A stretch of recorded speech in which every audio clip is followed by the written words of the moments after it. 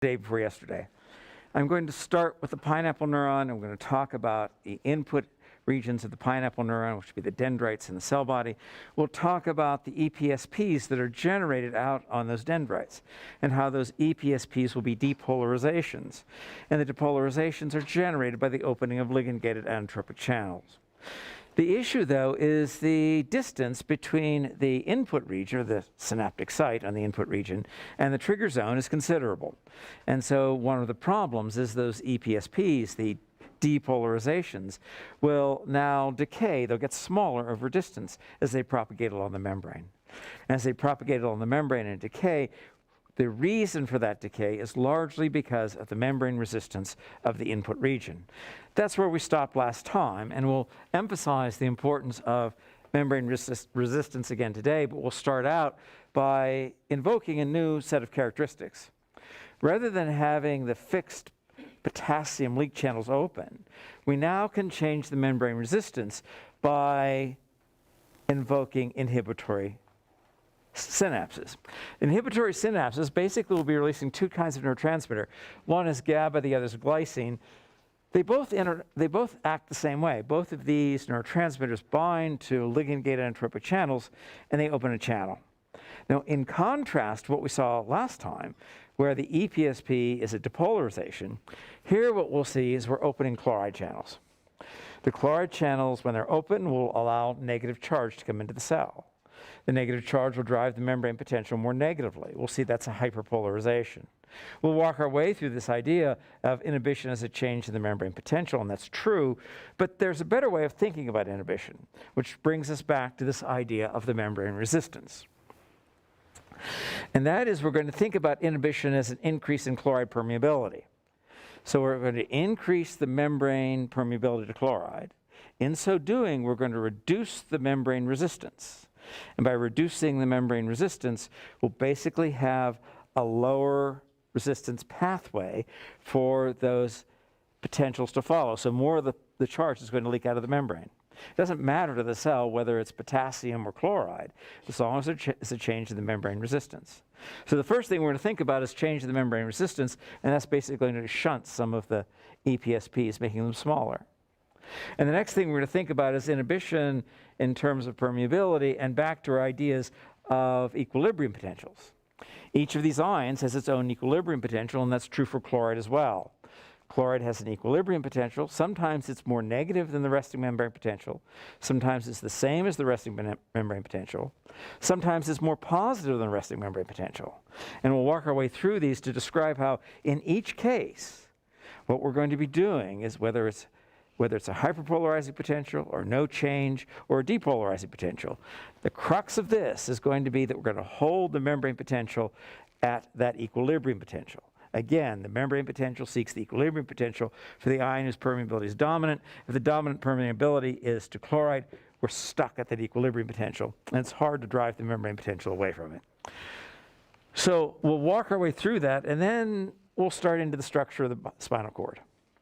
The spinal cord is now at the beginnings of talking about the central nervous system. And we're going to talk about the spinal cord and a circuit, which we sort of introduced the other day, but this is going to be called the tendon tap reflex.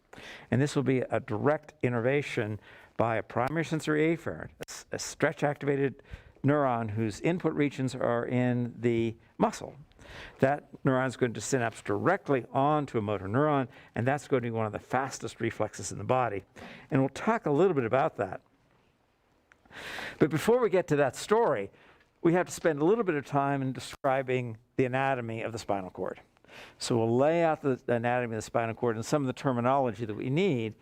When we talk about the spinal cord, we have a directionality. This is going to be dorsal, sometimes known as posterior. I prefer the term dorsal. Posterior is for humans, dorsal is for animals. I'm more used to dorsal, so I more commonly use it. But recognize these terms are interchangeable, dorsal and posterior. Similarly, and dorsal posterior means toward the back. Anterior or ventral means toward the belly. And again, I'm more comfortable with ventral, so I'll commonly use ventral, but in fact the human term is anterior. Then we're going to start drawing the spinal cord. I'm going to drill down into some of the specialized regions. And there's some major ideas we need to dwell on to start. First is these two major concepts that we're going to see throughout the central nervous system, whether in the spinal cord or in the brain. And that is, we can talk about regions of the central nervous system as being either gray matter or white matter. When we're talking about gray matter, what you should be thinking about is neuronal input regions. These are the sites where we have synaptic integration. These are the sites where we have pre- and postsynaptic elements. These are the sites where neurotransmitters are being released and generating postsynaptic potentials, either excitatory or inhibitory. The white matter are long-distance communication sites. These are the sites where we have neuronal conductal regions. So gray matter is integration, and this is going to be the dendrites and cell bodies.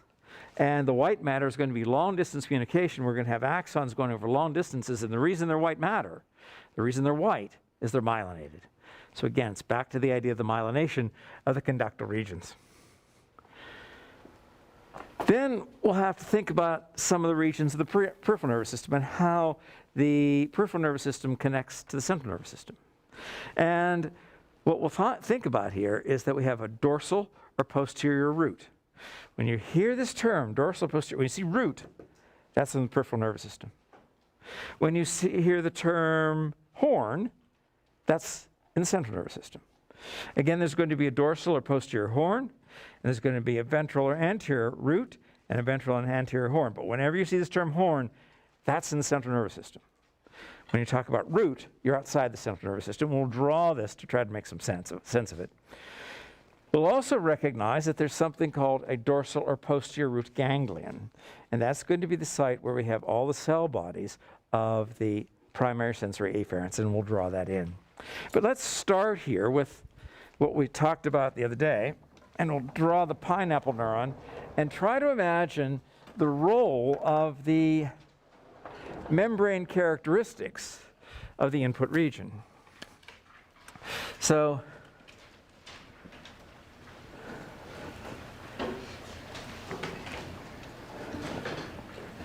again, this is the input region.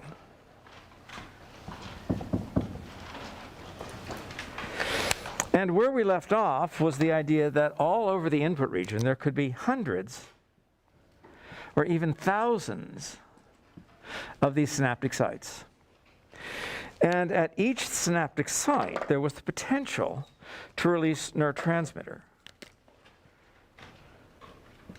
And that neurotransmitter then could open the ligand-gated ionotropic channels. Open the ligand-gated ionotropic channels. And we said that if these were cation channels, that means that sodium in, they would be excitatory. And they would produce a depolarization.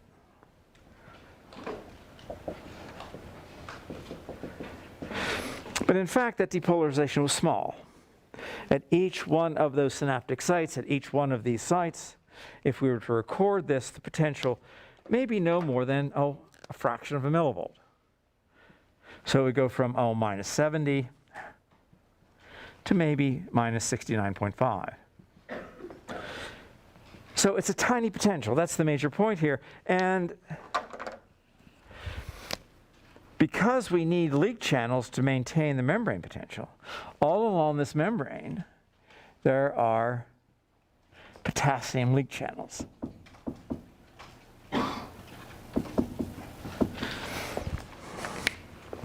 This means then that the neurotransmitter that's being released at this site is generating depolarization. But remember, this is positive charge. And the route for positive charge to leave the cell is through the leak channels. And we can then say, over here, that the membrane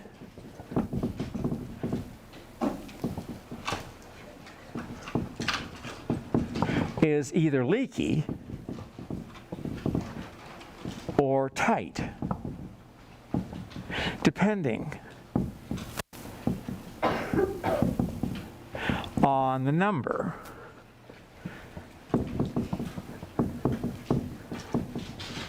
of potassium leak channels.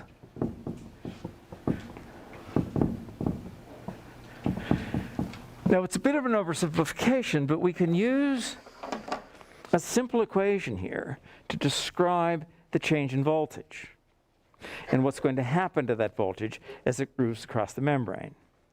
We can say that the change in potential, delta V, is equal to the resistance of the membrane, R sub M, times the current, I, it says current.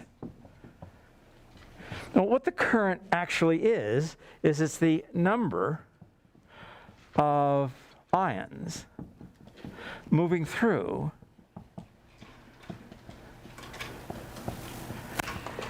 the ligand-gated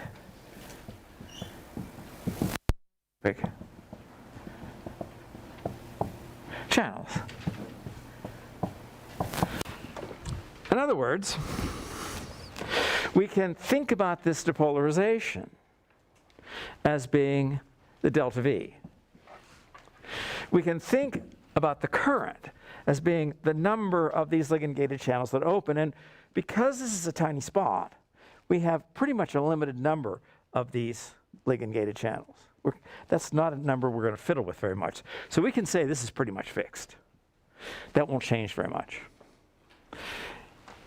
So then what we can think about is R sub M. The delta V is proportional to R sub M. It tells us if R sub M is high, then the delta V will be large. If R sub M is low, then delta V is small. It's just this linear equation. All I'm trying to tell you here is that depending on membrane resistance, this potential, as it's propagating along the membrane, will either be big or small. It will be big if there are few of these leak channels. Simply, there are fewer places for the current to leak out over the membrane, so the potential will more likely arrive here at the trigger zone, closer to its original size, if R sub M is large. If we have a high membrane resistance, few leak channels, then this potential, which is about half a millivolt here, may arrive here at, say, 0.2 of a millivolt. Maybe a pretty good size. But the more leak channels we add to the membrane, and as we add the leak channels, the membrane resistance gets lower and lower and lower. So low R sub M means many leak channels.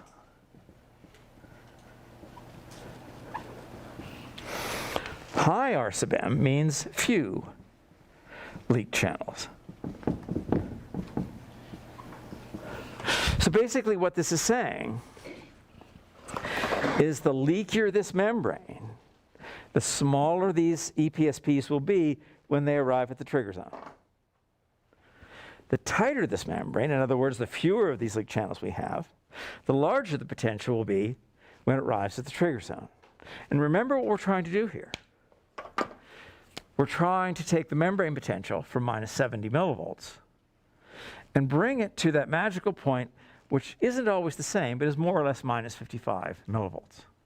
And each one of these potentials is adding together to reach threshold.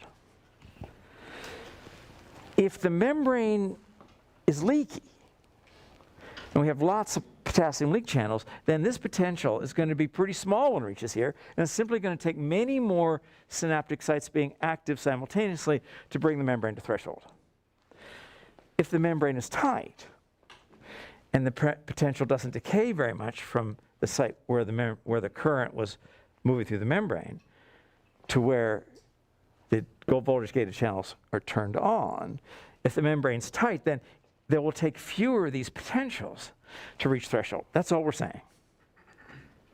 If it's leaky, it's going to take lots of these potentials, and if it's tight, it'll just take a few. Yes? What does that say after the membrane is leaked? Like, what's the word after you? Leaky or tight.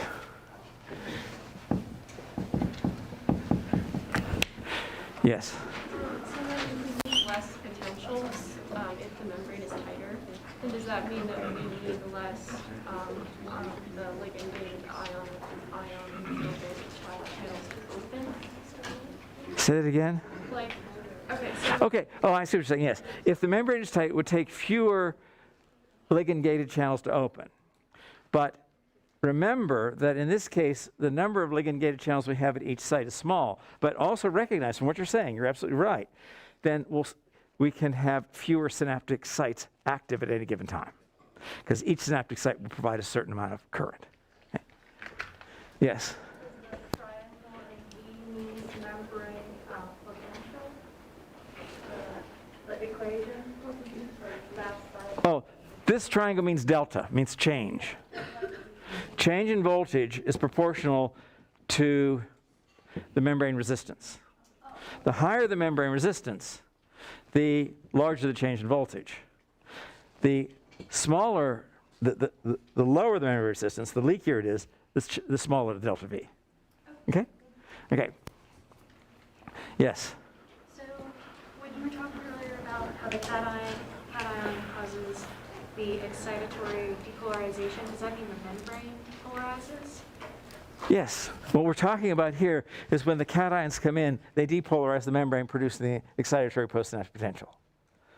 So it's the influx of positive charge which depolarizes the membrane. Here we're depolarizing the membrane for an excitatory postsynaptic potential. Out here we'll be depolarizing the membrane to bring the membrane to threshold to fire an action potential. But that's a depolarization because of the positive charge. Okay, so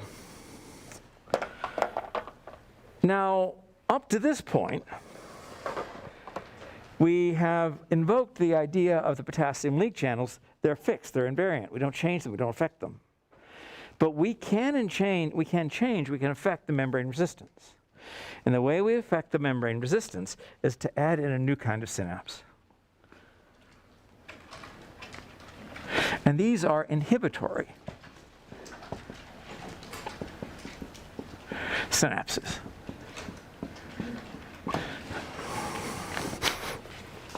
If we look at an inhibitory synapse, just look at it morphologically, it looks pretty much like an excitatory synapse.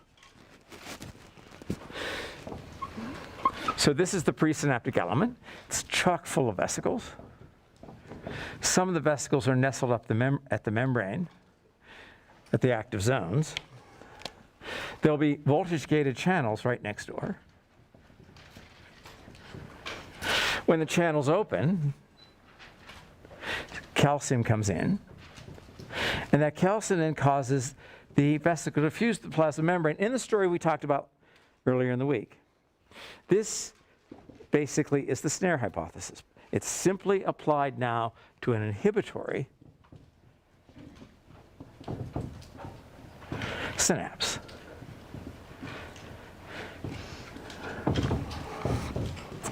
So when the calcium comes in, the neurotransmitter is released. Again, there's going to be a postsynaptic membrane. And here's where we begin to see things being different. So this is now postsynaptic. And the neurotransmitter that's being released here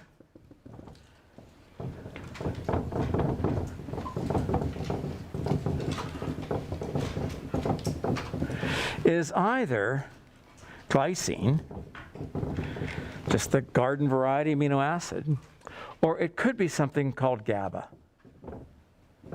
GABA is gamma amino butyric acid.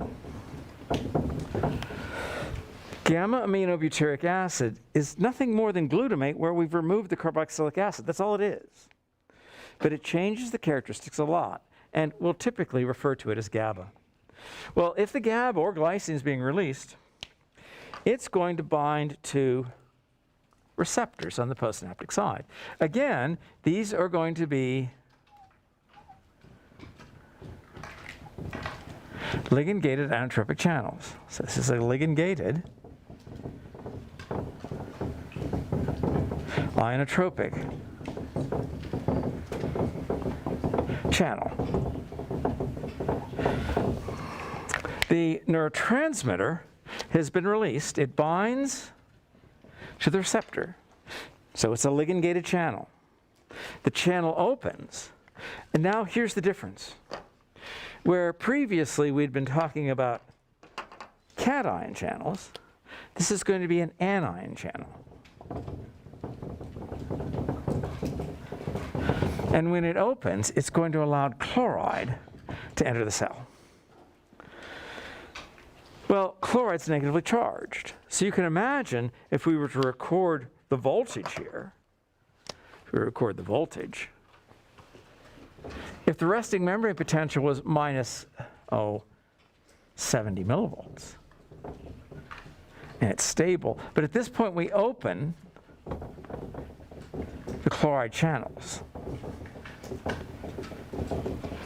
If chloride flows in, we're going to see something known as a hyperpolarization.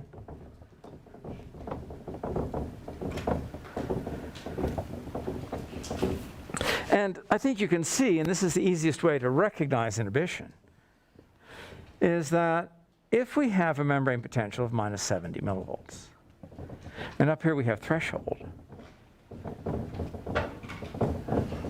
and we start out, and now we hyperpolarize the membrane. If at the same time we were to depolarize the membrane with excitatory postsynaptic potentials, these two would effectively cancel out. That's the easiest way to think about inhibition. This just makes the membrane go negative, that offsets positive charge, and you get nowhere. And that's inhibition. That's true. But there's another, I think, more effective way to think about this. And that is to think about the concept of the equilibrium potential for chloride, E sub Cl. Now, this is the same old rap. This is the same old story. The membrane potential seeks the equilibrium potential for the ion whose permeability is dominant. So at this point, we open channels to chloride. So what's that going to do to chloride permeability? It's going to increase it. If we increase chloride permeability, we're headed toward the equilibrium potential for chloride. So we could say here that this E sub Cl is, say, minus 73 millivolts. So if the resting membrane potential is 70, and we open the chloride channels, we're going to drive the membrane potential toward the equilibrium potential for chloride, which is minus 73 millivolts. That produces a hyperpolarization. But the chloride equilibrium potential is pretty variable. It's different in different cells. And now let's think about another simple case.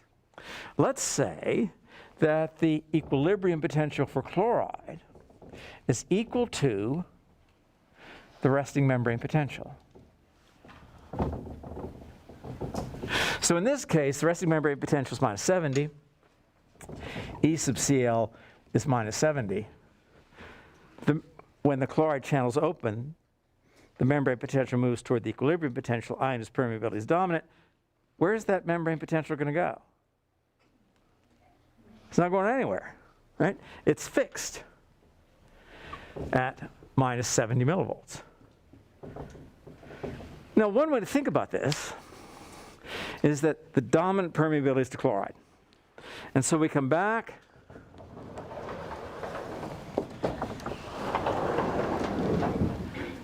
to this story. If the dominant permeability is to chloride and we're at minus 70 millivolts and we try to put excitation on top of it, but the dominant permeability is to chloride, we're going to clamp the membrane potential at that dominant permeability for chlorides. So it could be minus 70. Well, let's take a really weird case. Let's say the equilibrium potential for chloride isn't minus 70, but let's set it up here. It's something like, minus 67 millivolts. So if E sub Cl is at minus 67 millivolts, and we open the chloride channels, and so the only channels we have open, where's the membrane potential going to go? It's going to go depolarized, right? It's going to seek the equilibrium potential for the ion whose permeability is dominant. We're headed toward minus 67 millivolts. So you can talk about the membrane potential here, depolarizing. The first response to this, of course, how can this be depolarization over and over again? We've been preaching in here is that's going to be excitatory, but you're telling me this is inhibitory. The reason it's inhibitory is that once it reaches the E sub Cl, and that's the dominant permeability, you're going to clamp or hold the membrane potential at that E sub Cl. And as long as this E sub Cl, even if this is depolarizing, as long as E sub Cl is less than threshold, you'll hold the membrane potential at less than threshold. So it's inhibitory, even though it's depolarizing. So then finally, the way to think about this is all along this membrane, and I'll put these in red, all along this membrane up here, we have those chloride channels.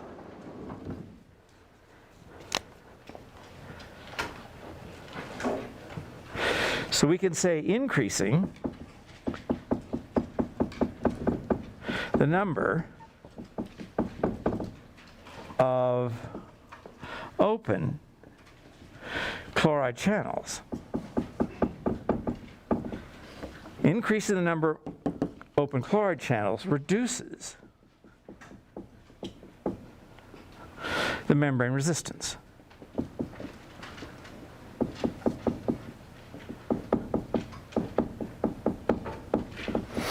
In other words, there are two ways you can solve this problem. You could increase potassium permeability, but then potassium permeability is pretty much fixed by the number of leak channels.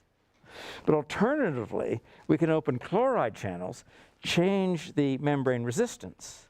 And by changing the membrane resistance, this potential, which started out at 0.5 millivolt, is now going to decay much more rapidly and also much more severely before it reaches the trigger zone. So where before we had the chloride inhibition, this potential may go from a 0.5 millivolt depolarization to maybe, say, a 0.3 millivolt depolarization. Now by adding in all these chloride channels, reducing the membrane resistance, because we have pathways for the positive charge to leak out, then this potential, when it reaches the trigger zone, may only be 1/10 of a millivolt. So what we're doing here, one of the main effects of inhibition is to regulate the membrane resistance. We can spell that out. We can say that inhibition reduces R sub m. And again, the delta V, remember, we said this earlier, delta V is proportional to R sub m if we have a fixed current. So the lower this number, the lower this number. The higher this number, the higher this number, given a fixed current. Now we can override this by adding more current by activating more synapses. Yes? How does inhibition reduce membrane resistance? I'm sorry? How does inhibition reduce the membrane resistance? So how does inhibition reduce the membrane resistance? Well, it reduces the membrane resistance, excuse me, effectively by putting more holes in the membrane. It just makes more leak channels. It makes the membrane leakier. And the cell doesn't care whether it's a movement of potassium ions or a movement of chloride ions. It changes the membrane resistance. So do the chloride ions physically make new channels, or? Sorry? I guess does the chloride actually make new channels, or? The chloride does not make new channels. What makes the new channels is the opening of the ligand-gated channel. We open ligand-gated channels using the inhibitory neurotransmitter. That now increases the number of open chloride channels, which reduces the membrane resistance. Okay, take this one and this one. Are the ligand-gated channels the same, they react differently when the neurotransmitter binds to them? So the question is, are the ligand-gated channels the same and differentiated by the neurotransmitter? Is that fair? It is the neurotransmitter which determines, it is the receptor that determines what the neurotransmitter is going to do. This is common theme, and it's an important thing to drive home. And we talked about this a little bit when we talked about the endocrine system. That's the receptor that determines the cellular response.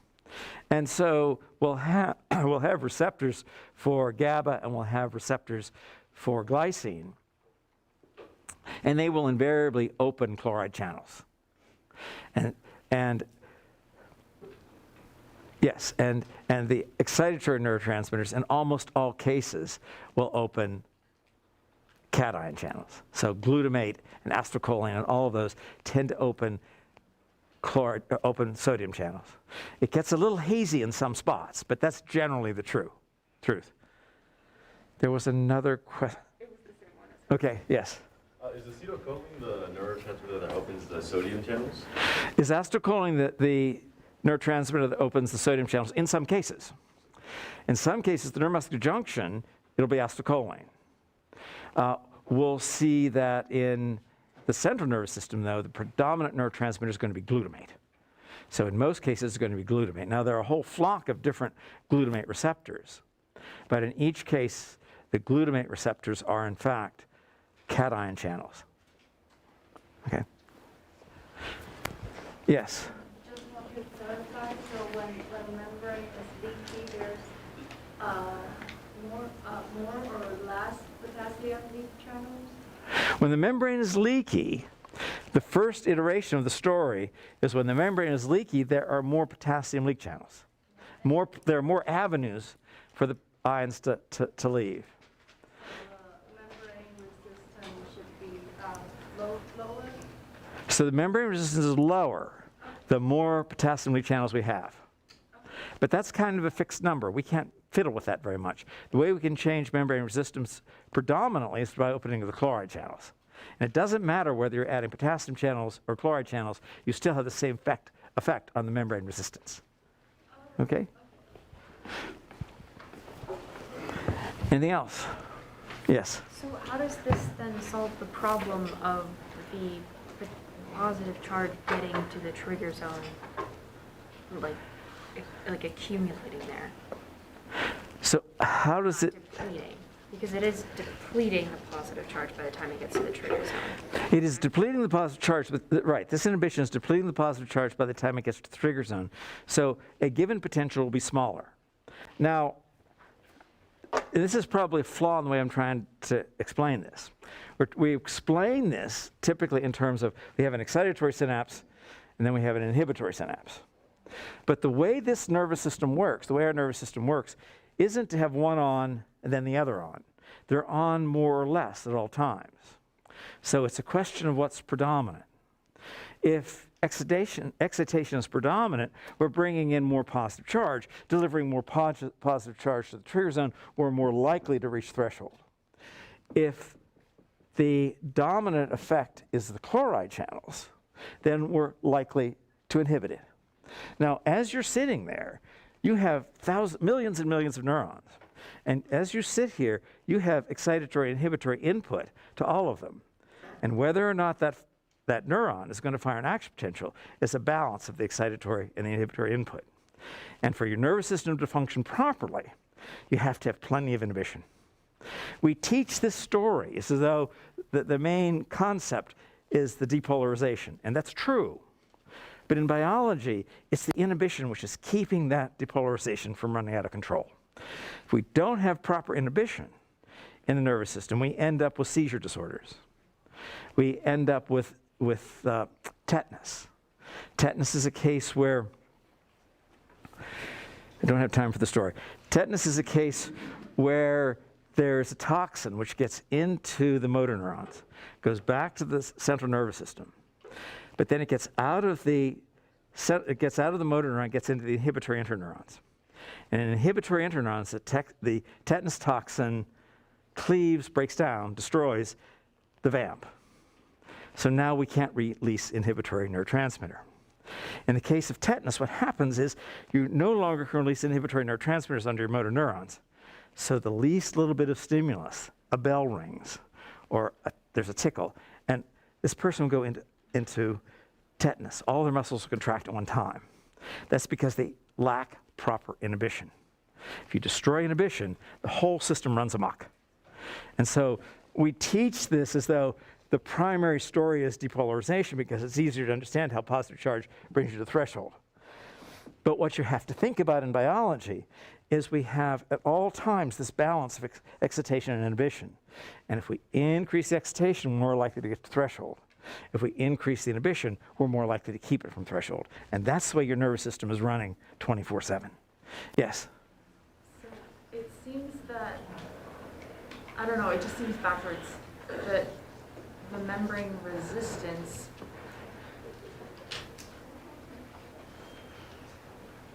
is reduced whenever the chloride channel's open. Like, Membrane resistance is reduced when the chloride channel's open. That's correct. but it seems like it should have more resistance to that flow of positive charge whenever there is negative ions in there. No. It's about the membrane resistance. It doesn't matter about the ions.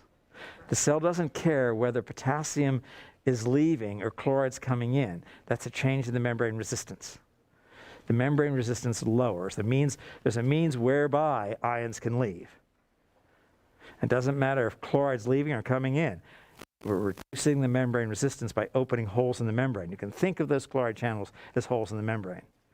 So don't get stuck up on the charge. Think of what's happening to the membrane permeability or resistance. So it's more like membrane permeability. Right. You've increased the membrane permeability. One way you can increase it is through potassium. The other way to increase the membrane permeability is through chloride. So if you hold on to the membrane permeability idea and then take that over to the more permeable the membrane is, the lower the resistance. So the more permeable it is, the lower the resistance, right? Because if you put more potassium channels in, that would have a lower resistance membrane. Let's talk about it after class. Okay. Anything else? Okay. So that's basically the story of inhibition. Now what we want to do here is we want to move on and begin putting all of these neurons into some kind of context. See if we can put the neurons into a place where they work one with another in a biological system. And so we're going to start that story by describing the structure of the spinal cord. And we're going to think about what's going on in the spinal cord. We're going to first talk about a tendon tap reflex. And then tomorrow we'll start talking about how we're going to deliver information from the spinal cord to the brain. But now what we have to begin thinking about is the structure of the spinal cord and the interface between the interface between the peripheral nervous system and the central nervous system. So the way we typically draw the spinal cord is we show it as a kind of circle. And the orientation of the spinal cord that we're talking about is, let's see if I can get this close enough without doing too much harm. It's as though, we're looking at the spinal cord, it's as though my feet are up here on the desk. I better be careful of this. My feet are up here on the desk, and you're looking at my spinal cord like that. All right? So you're looking down the axis of the spinal cord. When we cut the spinal cord, it's as though you'd cut me in half. We would be looking at this direction as being ventral or anterior. This is toward the belly. This direction is said to be dorsal or posterior.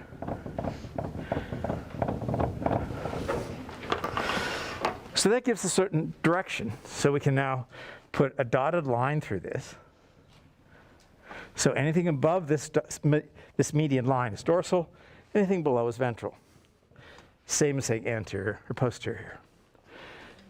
We're also going to draw a vertical line. And that's going to divide the spinal cord into two halves. Now, as we draw this, recognize that we're bilaterally symmetrical creatures. If you look at somebody else, they have two eyes, they have two ears, they have two nostrils. what you see on the right, you see on the left. That's true here as well. And when we draw this, we're going to draw it like a butterfly.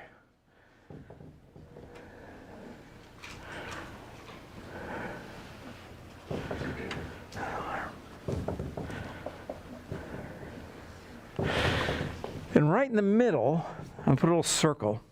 This is called the ventral canal. It's called the central canal. This is part of the vestibular. This is part of the ventricular system of the central nervous system. We're not going to deal with it. Take an anatomy course, you'll get into a lot of detail on that. But what I want you to see is this is right in the middle, and that this region inside the butterfly, which I'm going to hash in green, that region is said to be gray matter.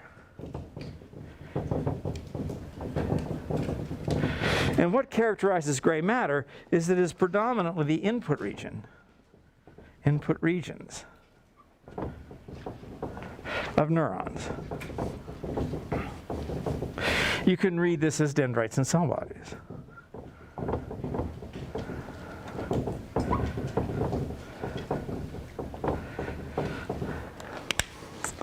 But outside this gray matter, there's going to be another series of regions, which I'm going to hash in orange. And these regions are said to be white matter.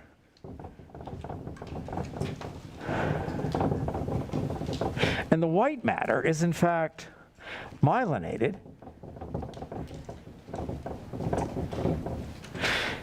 conductal regions.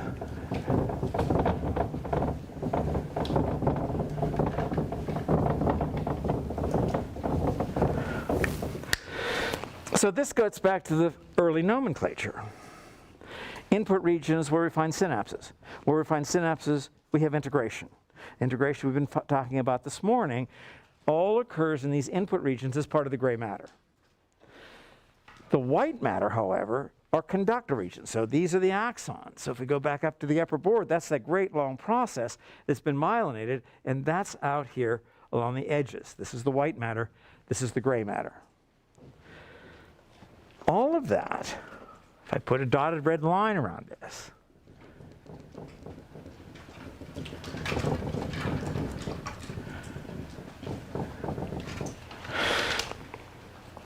this dotted red line is meant to imply the boundary between the central nervous system and the peripheral nervous system. So everything inside the dotted red line will be CNS. Everything outside the dotted red line will be PNS.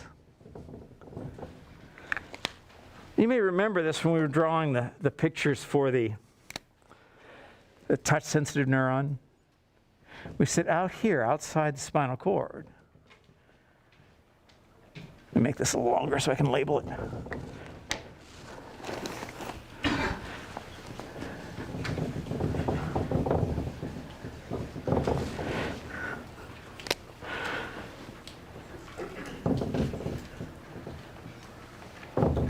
Is a structure which we called earlier the dorsal or posterior. So this is the orientation. It's posterior root ganglion. Well, this little stalk here is said to be the dorsal or posterior root. So the posterior root and the posterior ganglion are in the peripheral nervous system. Similarly, down here, there is a region that extends out from the spinal cord, and this is said to be the ventral root.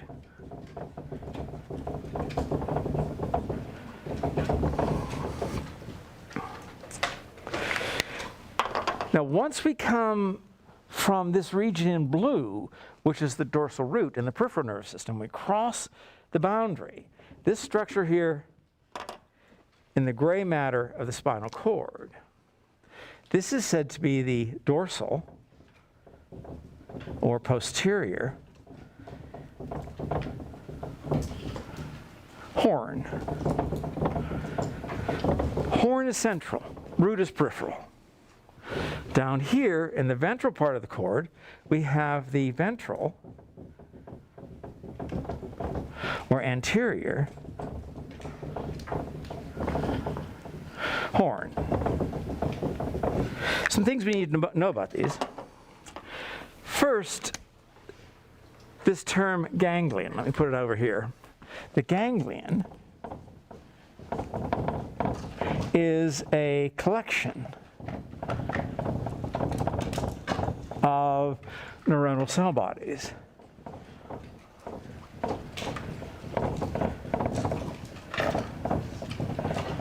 In the peripheral nervous system. So this tells us, if this is a ganglion, and this is the dorsal root ganglion, there will be hundreds or thousands of individual neuronal cell bodies in here. And these neuronal cell bodies, these are the neuronal cell bodies